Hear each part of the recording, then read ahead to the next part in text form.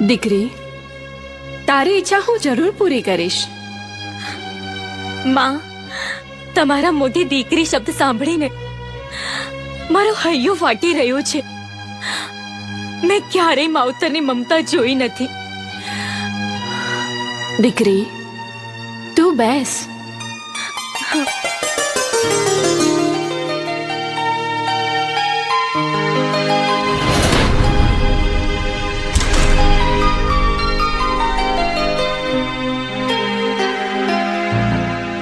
દીકરી, હું તારી માં છું.